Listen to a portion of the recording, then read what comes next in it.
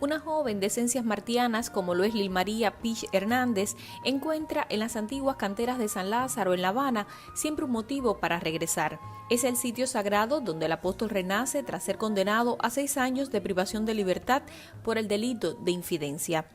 La fragua martiana es el lugar del renacimiento de Martí. La idea de que se llame fragua martiana la hace única en el mundo. Museo Fragua Martiana, o sea, nunca ha perdido el carácter del fragua porque es un lugar donde vienen a fraguarse los espíritus. Martí convierte el presidio político en Cuba, convierte las canteras de San Lázaro, que son un lugar de sufrimiento, de desesperanza, de muerte, de crueldad, que te demuestra lo vil que puede ser un ser humano con respecto a otro ser humano, lo destructivo, lo deformante que puede ser el colonialismo, el dominio de una economía sobre otra, de una potencia sobre un país pequeño, y convierte todo eso en un pasaje de renacimiento y de esperanza. Las jornadas en presidio marcarían para siempre la existencia del cubano universal. Esas horas de dolor reformarían el concepto de patria y sentiría en carne propia el dominio de los poderosos desde los órdenes político, cultural y económico.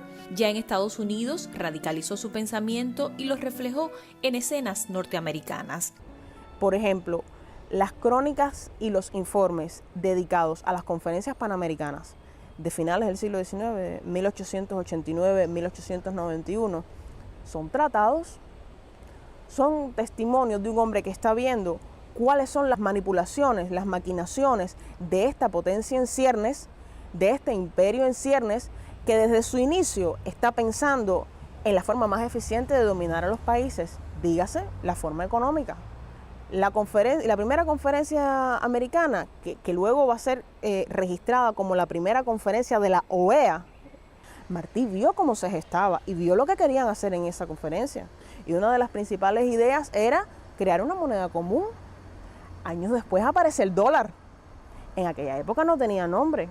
O sea, la necesidad de dominar a través de las finanzas, la necesidad de dominar a través del comercio, de controlar lo que produce qué país y cómo entra, este tema de los aranceles, los impuestos a las exportaciones, todo eso, Martí se la lleva en un momento. El pensamiento de Martí viajó siglos. Todo lo que dejó escrito es aprovechable hoy, asegura Lil, quien además reconoce que la obra del apóstol es un cúmulo inacabable de lecciones para la vida contemporánea. ¿Qué decía Martí? Que no puede pasar en Cuba, sigue siendo vigente. ¿Qué cuidado hay que tener? ¿Qué balance hay que tener entre proteccionismo y libre cambio?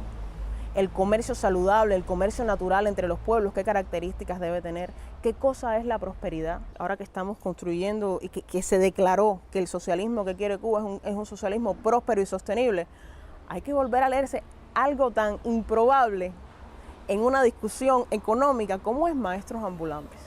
La organicidad del ideario martiano constituye una gran enseñanza. Sus nociones y conceptos para la construcción de una sociedad no colonizada ni imperialista destacan aún más la excepcionalidad de su ser, ejemplo para la raza humana y guía para todos los tiempos. Valia Marquinezán, Cubavisión Internacional. Al cielo limpia y serena.